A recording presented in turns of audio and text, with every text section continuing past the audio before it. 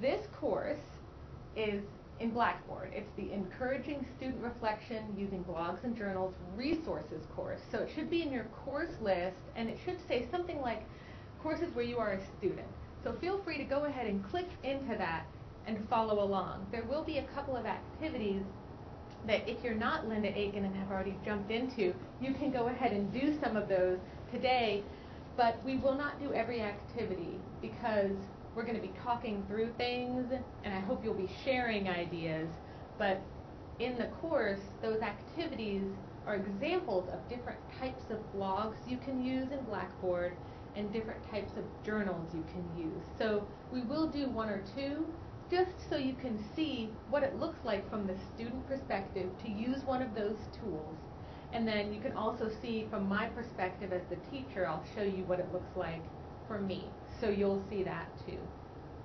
So our goals for today are to really get into why bother with reflection at all, why even consider it, but then also thinking about ways to incorporate it into your class.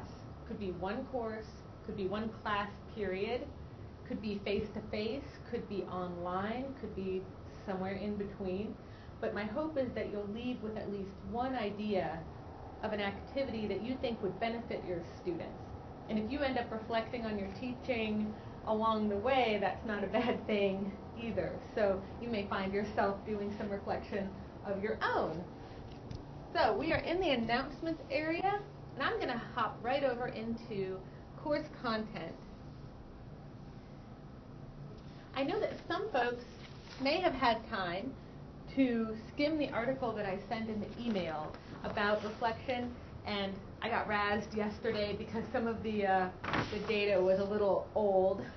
I think the article was written in 2013, but it cites some sources from 1920 something.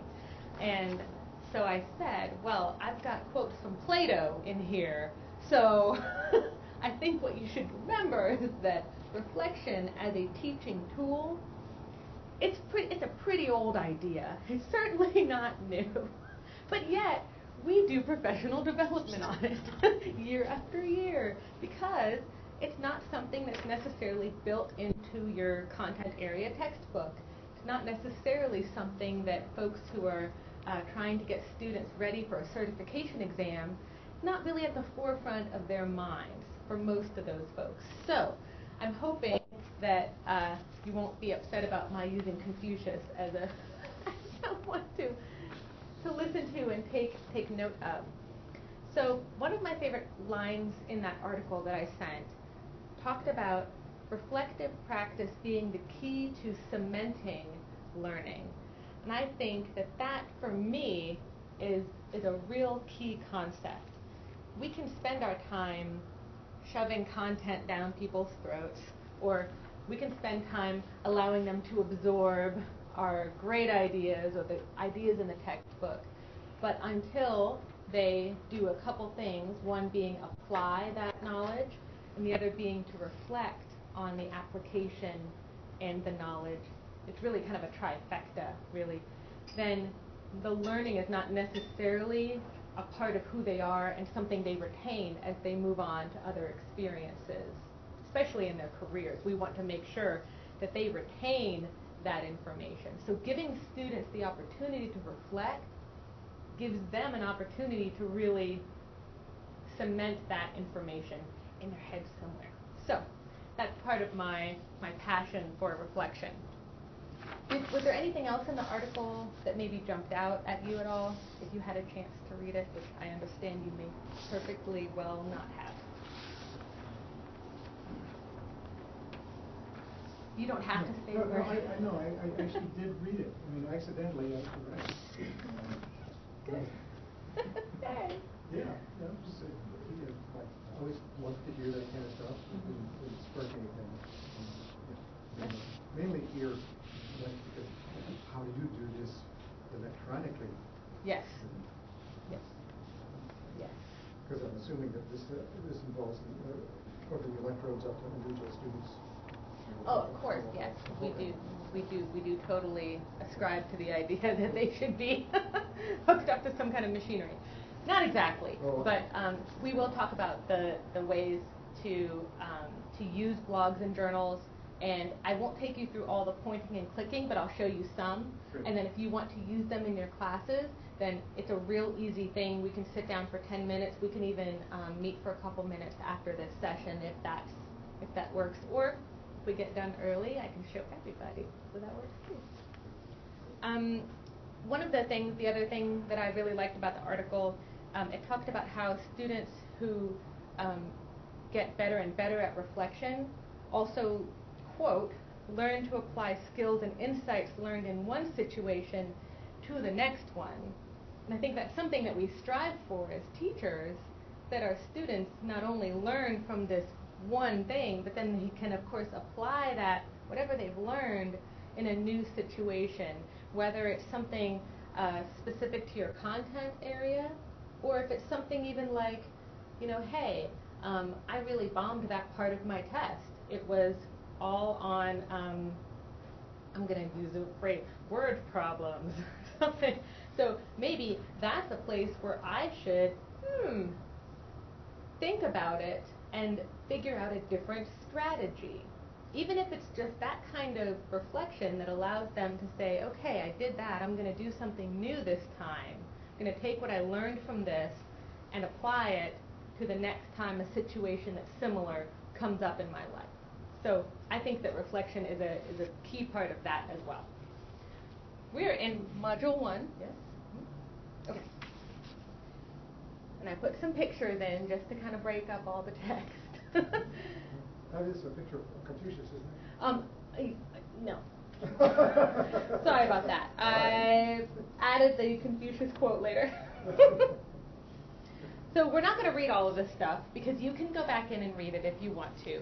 But I do want to point out that there's one specific idea in this section, which is that reflection can promote the integration of personal thoughts and expressions with course material, which then facilitates critical thinking. So we have the course material and we have the student, and then we put them together and we hopefully get something. And when you do that, you can ask them to reflect, and that ties in their personal experience with the subject. And we know from research that when a student feels a connection with a topic, then they are more likely to retain the information that they learn. So that's another way that reflection can assist in helping students be successful in your courses, even though I admit it takes a little bit of time. It can take a few minutes, or it can take hours. It depends on the kind of path you want to follow. So I have some more information here about encouraging reflection. In this section, there are some videos and some websites. The first video, I would encourage you to show to any students if you decide to really incorporate reflection in a big way in your course. If you are teaching Med 121, which is the medical terminology course, it's a half a semester. The students are they're trying to learn their prefixes, they're learning their suffixes, they're saying, I need to pass all these quizzes so I can pass this class and go on and be a medical something or other. And you know, those students are they know what they want, they know how to get it, and they are going to get their A. Very important to them. Well, those students who are used to being in those kinds of courses may or may not be super understanding of why you might suddenly put in some reflection in Med 121. So if you were to add a reflection piece, and maybe it goes throughout the semester or the duration of the course, you might want to share this video, that second video, or I'm sorry, the first video there, with the students, because it's kind of a way to really just say, hey, reflection is good for learning. This is why I'm doing it in this class. So if you feel like you need to give them a little justification for the activity, then feel free to show that video. It's about 7 minutes long. You could drop it into your Blackboard course if you teach fully online. You could show it in class. You could assign it for homework, whatever you wanted to do. I will show you, though, the second video, which is much shorter, and I'm hoping that if you didn't come with any ideas already of reflective activities, I haven't put you on the spot yet, but I may ask for volunteers in a few minutes. This might might get you thinking about a way to incorporate reflection.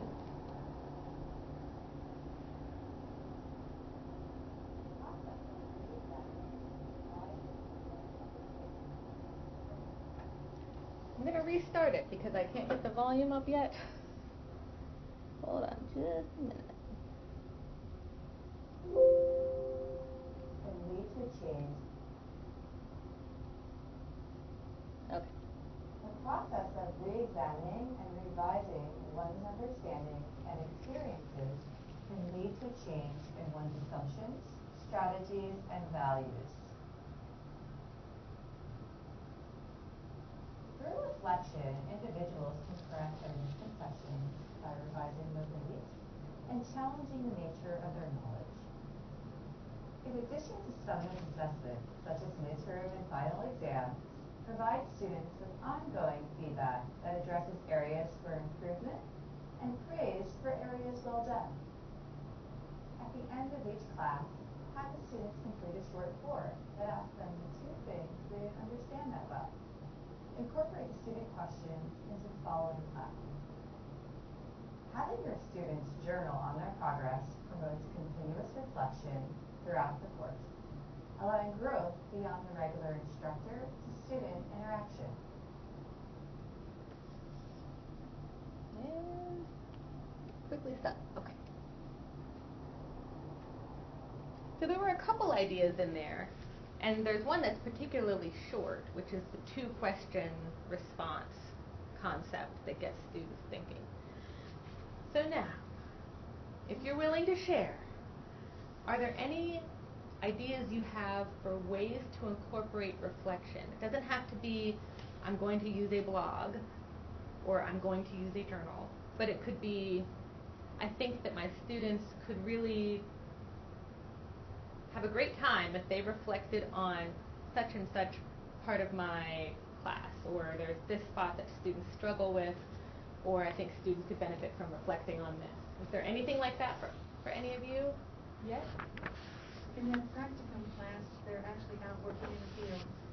So that's an excellent opportunity for them to really, it's a new experience, and they need to, just as we've talked, think about it, think what they might do differently. So I think that's an excellent way to use it. That is fantastic. And when I think about reflection, I think of that being an ideal situation, either something that is at the end of the student's program.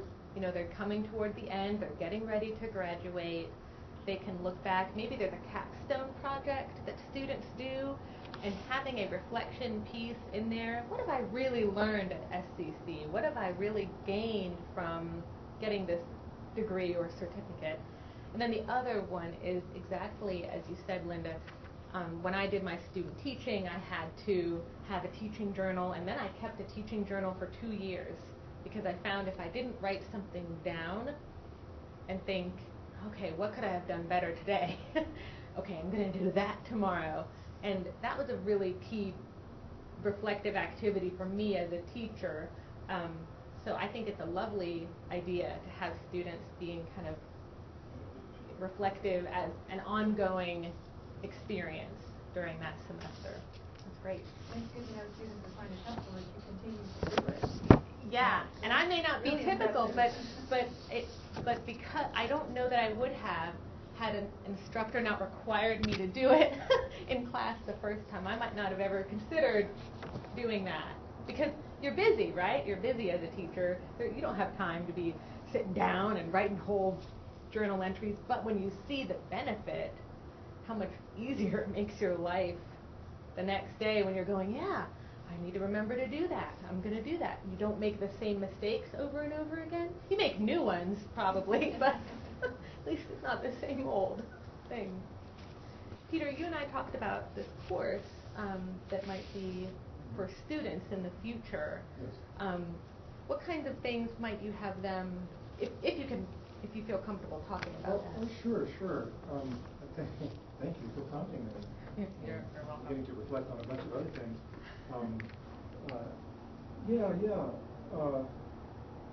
So, just to say, in general, the nature of the things that I'm working with, that I want to present to the college, they have to do with helping people to discover that there is a way of experiencing their lives, a way of thinking about their experience that's different from the automatic way that most people think.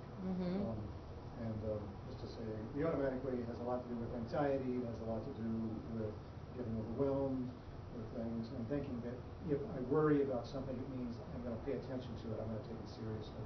There's a lot of that thinking going on. And the real space in which people actually learn, I'm just putting this forward right now, is actually a calmer space that we have less control over, but that actually provides more useful solutions. So how do we kind of begin to have more of an appreciation for that kind of thinking? So it requires reflection. It requires an added layer of awareness about how we normally work with things and think about things. So that is like, the reflection is key. So yeah, because it's not, because if I just hammer it out in the usual kind of, this is how it works, then people are going to grab it with the part that knows how to grab things. Yeah. And that's the part that I want to create some space around. So like, I just gotta, it's reflection. Yeah. And things have to be kind of, you have to play with them a bit. Sit back, you have to see whether, I've had this kind of experience of having this more flow thinking available to me. So yes, total. Cool. Yeah, great. Just set it up so people can find ways to play with it. Yeah. Does it make some sense? Yes. Yeah, it does. Right. It does. Yeah, that's what I want to do. You're doing good. Okay. Is there anything that you want to share? No pressure. The Math 001, we have weekly learning journal entries to try and reflect nice. on what it is they went over in the math class, and the first couple of weeks, everybody's like, what the heck is this? I don't know. This is a math class. Why do I have a weekly paper due? Yeah. What's up with that? Does it need sources? Right. No. Yeah. That's great. But that is taxing for them to do to start with, because they're not used to trying to think about how they're thinking about math. They don't have any of that skill to start with, and so far I've seen that it's gotten a lot easier for them at this point. And then last week it was like, so I had the first test and I didn't study because I took the test on Monday, so this week I haven't done anything to learn anything, so do I need anything? It's like, well you can write about what the test was, you can review the test and say stuff about that. Oh, I did do that. Okay. But yeah, that's great. I love the idea that you've got this procedure in place, and just like you say, a lot of our students, whether it's a math journal or any kind of reflection opportunity, they may have no experience with reflecting on their learning. That just may not be something that they have ever had to do before. And so there can be these growing pains at the beginning where they're saying, well, am I graded for grammar on this? Or who's going to see this? Is this between you and me? Is this, what are you looking for here? You really just want to know my opinions, or do you want to know that? And my hope is that, especially with a weekly journal, they do kind of stumble through it at the beginning and then get to a flow where they pretty much know how to reflect more efficiently, and they have an idea of their own reflective capabilities by the end. So one of the things they talked about in that video was that 2-question thing, and that one, somebody yesterday mentioned that he used when he taught face-to-face. But I wanted to mention that you can also do it online as well. The example in the video showed a Google form And you could easily put it in Google Forms, or you could put it in a Blackboard test, or you could put it in a journal or something like that. But the idea is that they've gotten through with a unit or a lecture, and you're just asking them, what didn't you get? And do you have any questions? And was there anything that stuck out to you that was meaningful? Or did you learn something new? Your questions might change after each time, but you might be surprised, or maybe you wouldn't be surprised, that some students, even if they're confused in a class or as they're watching a lecture or reading their textbook, they might kind of feel like they're kind of confused, but until they are actually asked to put it into words about what they're confused about, they might never ask you the question. They might never actually get to the point where they can verbalize their confusion. They might think, oh, I'll get it later, or it'll all become clear to me during the next class. And then meanwhile, during that time, they lose, they're not retaining the information, and you don't know that they don't know. So you're getting some information and feedback too when you use that kind of reflective activity. And it could just be, did they turn it in? Check. Yes, you're good. Doesn't have to be graded. You don't have to spend hours more on your grading. Just that they submit something tells you, yes, they were paying attention, and now I've got feedback I can use to inform my next class, or tell them, hey, I saw you had trouble with this, how can I help? So just getting them to reflect a little bit, even if it seems pretty basic, can be really helpful too, and not too demanding of your time or their time if you're concerned about time. Any questions so far? Okay, great. So at the bottom of this module is a blog, and if you click on this, if you like, you are welcome to add your own post in here. You do not have to, because fortunately other people have already put entries in there for you. And so I just wanted to show you what it looks like when you see one of these blogs. The instructions that I created when I created the blog are all in here, but if you click right here, you can minimize them if you just don't like looking at them. They can be minimized and go away. And then because I am me, I see my blog post, and it's categorized by date. But if I scroll, if I take these little buttons, the little arrow buttons next to my name, I can scroll and see other people's names too.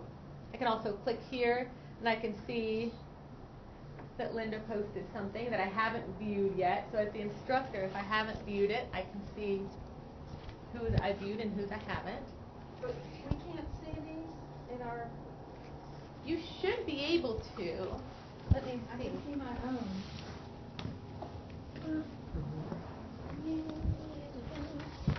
Let's scroll up a bit.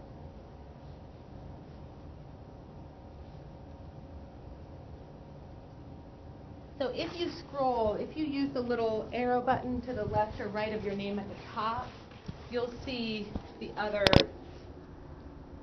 people who have posted in the class. I'm just going to do, I'm doing a quick double check here.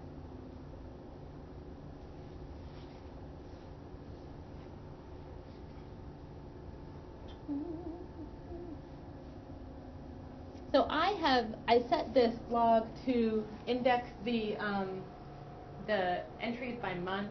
So you could do it by week if you had them do it once a week and you wanted to be able to see them by week, you could do that. But I'm just assuming that in my class, it's going to be only once a month. Let's see. Okay. So I think I need to apologize for the name of this activity. This should be called an individual blog, and I'll explain more about what that means in this next section we're about to go to. But it is, this is the kind where you can see only one person's stuff. It's just a matter of how it's arranged. So you have to scroll scroll is maybe the wrong word. You have to click on the arrows to see everyone else's participation, but you can see everyone else in the course. You can see all their stuff. It's not private between the instructor and the student, and that's an important thing to remember. So that is not a course blog, but rather an individual blog. I just misnamed it, and I apologize. I will fix it. In Module 2, though, and here's the nitty-gritty of actually how you get the blogs and journals into your course. So imagine that you have your activity, your idea, for what you want the students to do. I'm betting that in your math course you're using a journal, and are you using it in Blackboard or are you using it like on paper? Just in Blackboard assignments. Okay, so it's an assignment. Okay, so Blackboard has these two different tools. There's the blog and there's the journal. The blog does not look anything like a kind of a blog you would see in real life online, like a WordPress blog or a Blogger hosted blog. It's kind of a clunky tool, but it does offer a couple things that are different than journals. And the journals give you the opportunity to kind of condense all those entries into one spot. So instead of looking at each student's individual assignment submission every week, you would have them all in one spot, which may make it easier for you. Or it may not, and I just want to say that reflection is reflection no matter what tool you use, and if you have a tool that works for you and it's working great, then keep on using it. Do not stress out about trying to use something just because it's in this particular course. I'm going to skip actually looking at the blog and journal folders. You can delve deeper into them. What I think is more important to look at is the difference between the blogs and the journals. So I made this handy dandy chart, and I come back to this when people call me and say, what should I use? I have this course on my list, and I open it up because I can never remember. The biggest question is, do you want everyone to be able to see everyone else's entries or posts? And if the answer is no, you have only one choice, and that is the private journal. In the private journal, any comments you guys post on each other's stuff, that's the instructor and the student, all private. Nobody can see that except for you and the student. So if you want it to be private, then you stay away from the blogs, go right to the private journal. If you want to have a journal where other people can see the posts, then you can do a public journal, and everyone can see that, but no one else can comment on it. You and the student can comment, and other people can eavesdrop basically on your conversation, but they can't have any input. So it would be tempting, an accident perhaps, to choose a public journal and think that the commentary that you're sharing with this other student is private, but it is not if it's a public journal. I still have yet to figure out in what situation you really want to be able to comment back and forth and have everyone else see it, but not have other people comment. When you say public in Blackboard, does public just mean everybody else is taking the course? In the course, yes. It doesn't leak out to the rest of the Right. Fantastic. But it should be said that if you have a really savvy student who can see another student's journal and they screenshot that information, I'm not saying that people think that way. Right, but yeah, exactly. No, it's private the way everything else is private that we think we want to be private. Right. Yeah. Right. All right. I'm digging. If you want everyone else to be able to comment on everyone else's post, you want to use, if you don't want them to be able to comment, then you use the public journal tool like we just talked about. And then really the next question is, do you want, if you're interested in a blog, if you want everyone to be able to comment on each other's stuff, then you need a blog. So journals, not super helpful if you're looking for interaction between your students, But if you want interaction, then you can either go for an individual and a course blog. And what we just saw was an individual blog. So if I were to add multiple posts, then you would see, or the instructor or another student would see all of my posts listed under my name, and they would just view all of mine together. If, though, you do a course blog, then everyone's posts in response to your blog are on the same page. So I would see Linda's post, I'd see Peter's post, I'd see George's post. Like, I would see them all in a row, and I could see everyone's response to the same idea. Someone yesterday said, isn't that kind of like a discussion board? And it kind of is. It kind of is. So I would say that if you are super comfortable with discussion boards and you want students to respond to each other, then maybe stick with the discussion board. You can call it a reflective activity in the discussion board, and many people do.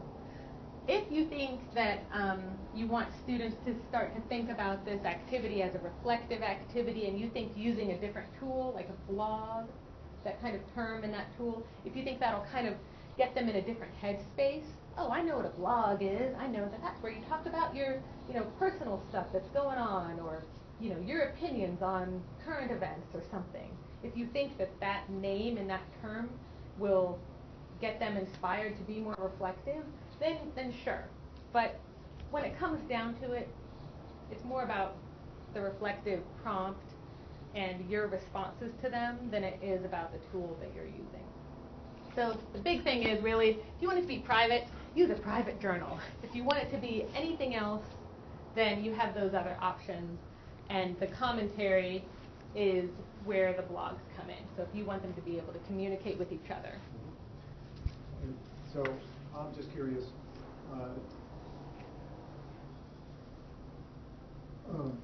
well, at least, let's talk about the difference between the individual blog and the course blog. Mm-hmm. Can you shift back and forth? And for one purpose, you say this is an individual blog, we just want to look at it that way for a little bit, but we have the same information and look at it through the filter of the course blog. Can you do that once things are set up, or does once it's set up, it just is that one way? Good question. There is no switch that you can flip on a blog that's already been created. Right. You could get around that. You could maybe create one course blog and one individual blog with the same exact instructions and make one available and one not, and then you turn one off and turn the other one on. Right. I mean, there's a way. But they don't share information. They don't share, so that information wouldn't transfer over into the. Yeah, no, I could see the possibilities about doing it. Yeah, but okay, that's good.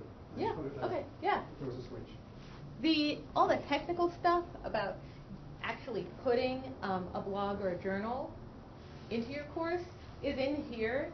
We're not going to cover it right now, but it is in there. It just links to the tutorials that show you where to go in the tools menu. But I can cover that if we have time at the end, and if you are interested, I would be happy to do that. So that was the blogs and journals, rundown. At this point, what are you thinking tool-wise might work for the activity that you have in mind? Understanding you may have more than one kind of activity going on. But like, for instance, do you think you'll stay with the assignment idea, or do you think you might consider? Probably just because some of those students prefer paper, so they want to give me something, and I don't want to have to worry about how to get it. Yep. Understood. Somewhere else. Yes. So. Yep. Understood. Linda, what are you thinking? Well, I went in to do this, to put a journal into a class. There was something called alignment.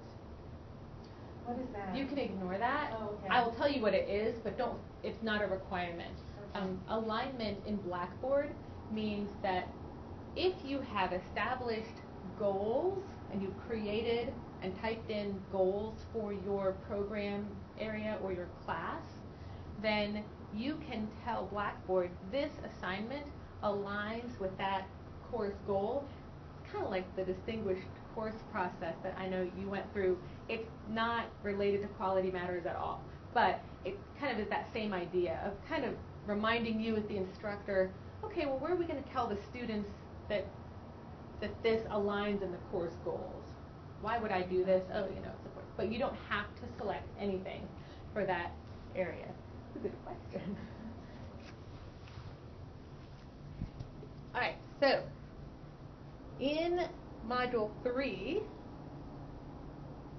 you guys all seem to have some really good ideas of ways that you want to use reflection, but there are a slew of resources out there. I found some, I did not find all, but I did want to at least address a couple things. When you're using journals and blogs, it is nice if you can design those assignments to actually reflect those learning objectives and your course goals. And the idea is that when a student says, why do we have to do this? or maybe one of your colleagues says, hey, you're really taking some time out of this class to do this. I don't really see what you're taking time away from something else when you put in these activities. You can say, hey, this directly aligns with a course goal of mine, and it's not hard to do, y'all.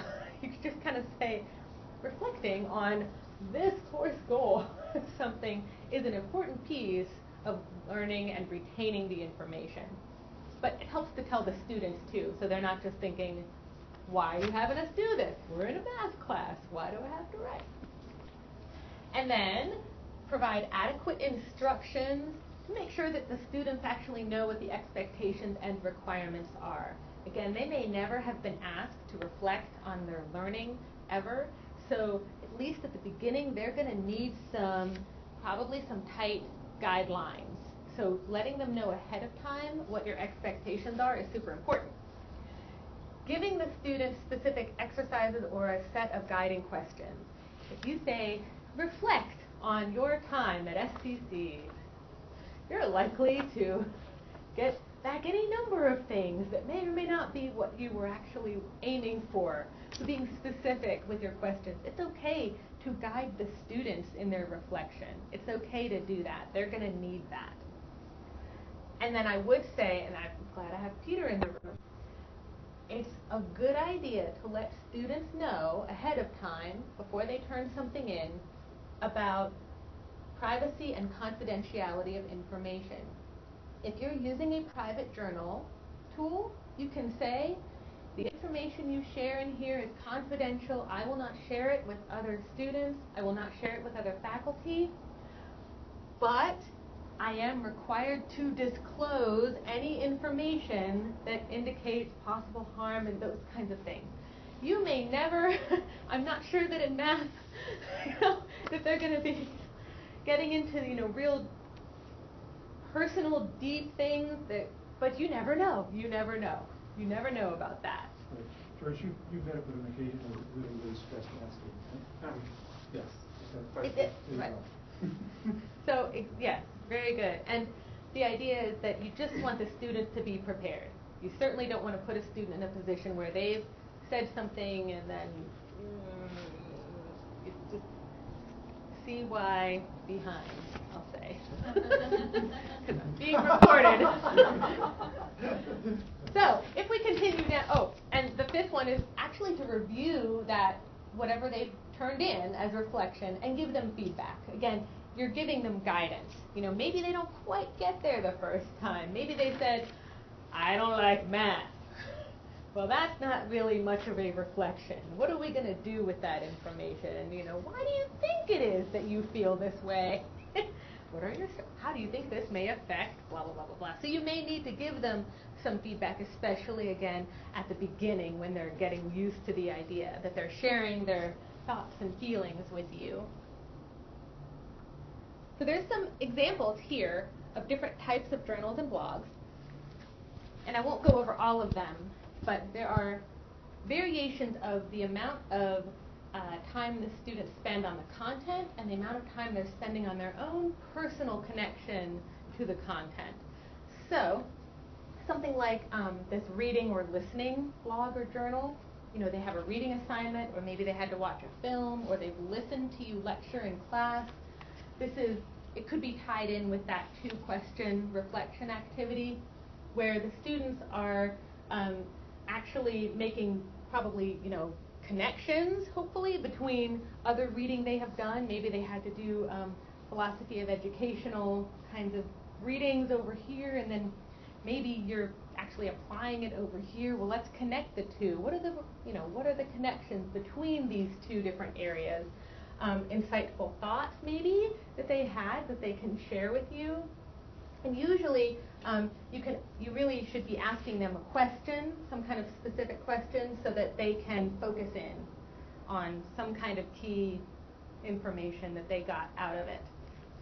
And there's something like the daily reflections, which might be more like the teaching journal, where they're really just getting into the habit of reflecting on what they have done that day or what they did in class that day. So there are different types. You can do a one-off, just a real brief reflection, or you can do something that takes place over time. The other one, like I said, there are others, but I want to talk about the minute blog and journal. And the idea is that you're really just giving them only 2 or 3 minutes to respond. It's not a high-pressure situation. You're telling them, when you say 2 or 3 minutes and you say, I don't want a page, I just want a couple of sentences, then you're really kind of taking the pressure off for them to be really deep and profound. But they can get into the habit of taking a moment to think about what happened that day in class, or maybe a specific question you want them to think about. Just an opportunity to do that. I put that it works well in hybrid or face-to-face classrooms, but the fact is there's a way to do this in Blackboard. If you wanted to create something that had a time limit, we can do that. It's not a journal or a blog tool, but it is something that can be accomplished with a tool in Blackboard. I won't get all into it now, but if you're interested, let me know. But I think that that's another way to kind of take the pressure off of students who are not used to reflecting and think maybe, oh my gosh, she's going to want like something super profound. I don't know that I have it in me. And here are some examples for some prompts that you might use. Things that I really, really like in this list are the things that ask them like, what prior knowledge did you apply to help you understand the problem or help you be successful? So it's not just, oh, I just did it. It's, wait, how did I get there to the point that I could explain it to you? I think that's a key, metacognition, that's a key piece of being able to retain information. There's some broader things, like as you think about your future, how might such and such influence your life? Maybe it's the content-specific area that you're talking about. Maybe it's the math that you're covering. I mean, that's a key thing for people to consider, because you want them to know that their work is relevant, it's meaningful. So asking them to reflect on how it really relates to them. Because reflection can be the piece that brings the content and the student together, because so much of our content can be over there and the students over here and they're just getting through it. But when it relates directly to their lives, or when they take the effort to relate it to their lives, it becomes a lot more meaningful. Let's see, what was the one that someone liked yesterday? What are you going to do differently in this type of situation next time? What did you learn from failure, perhaps? It's okay to fail, but if you learn something from it, really. And there are a bunch of resources right there. The New York Times has 500 prompts for narratives and personal writing, or argumentative writing. I thought some of those were really good. They're not directly called reflection, but they could be used for that. This one is an example of where I swapped them. This should be called a course blog. And this one, we're going to skip it for now, just because we don't have a whole lot more time. But if you want to go back into the course, and feel free to create an entry in there, then you'll be good to go, and you can see what that looks like. All right, I'm going to Module 4. which is kind of important. This is the part about the expectations that we talked about. Again, students are not perhaps super confident in their ability to reflect. So there are two different ways we can set up a reflection activity.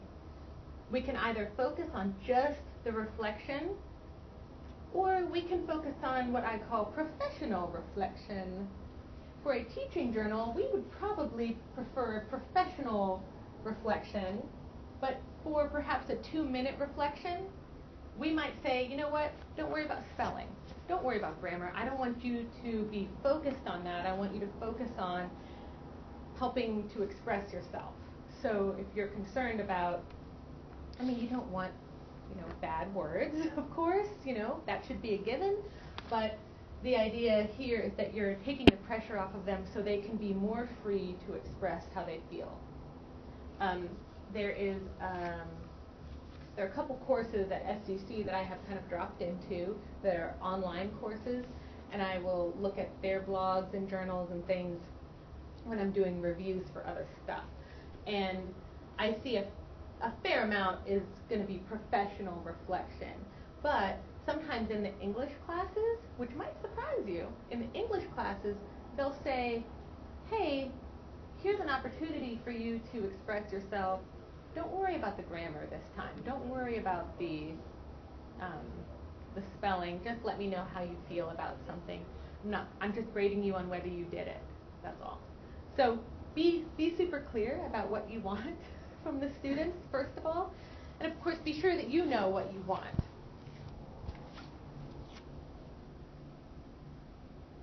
And then I did put another reminder in there about letting the students know about the privacy levels of the activity. Is someone else going to see their stuff? Are they required to comment on other people's stuff?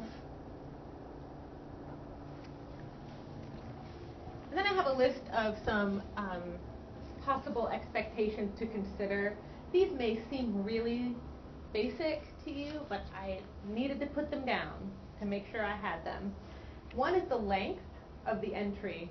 You will maybe have some who want to go above and beyond and tell you all about grandma's apple pie and how it reminds you of home, and so somehow that's related to what you did in class that day. I don't know. But maybe you don't have time to read 3-page long reflections from every student. So giving them an idea of length, and then specifically what they should be answering, the grammar requirements, the due dates. If you want students to comment on each other's stuff, whether it's a discussion board or a blog post, let them know. We got into a discussion yesterday about whether it's really valuable to have students commenting on other people's reflections, and we determined that it's valuable if it's a comment that truly is meaningful. If it's a comment that's just been written to appease the requirements, where it says you must respond to 2 other people, and their response is me too, or I agree. Those are not necessarily constructive comments. So take that for what you will. There are great prompts out there that will inspire the students to want to keep talking to each other. That's a beautiful thing. It's a wonderful thing to have happen in an online course or in face-to-face, but I won't say it's rare. I'll just say those are more difficult prompts to craft. So if you do want them to comment, let them know what the quality of that comment should be, not just comment. You might wish to say, don't say me too. And then let them know when you'll give them feedback. I would encourage you the first time you do a reflective activity or the first entry they make it real low stakes, maybe 5 points when all the other activities are 50 points or something. Give them an opportunity to try to meet your expectations, and when they don't, if they don't, you have an opportunity it's not going to bomb their grade.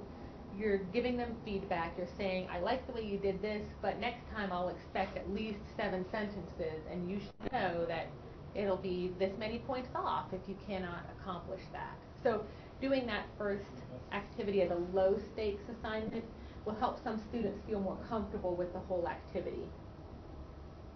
And then you might even decide that you want to use a rubric for students. You might put an example in your syllabus or in the information section somewhere on the activity of what you might be expecting. Students really do like the examples.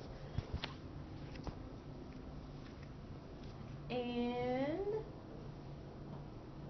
I have a little bit on the setting expectation for comments. And then I do have an example of a published journal at the bottom of this page, which you're welcome to try.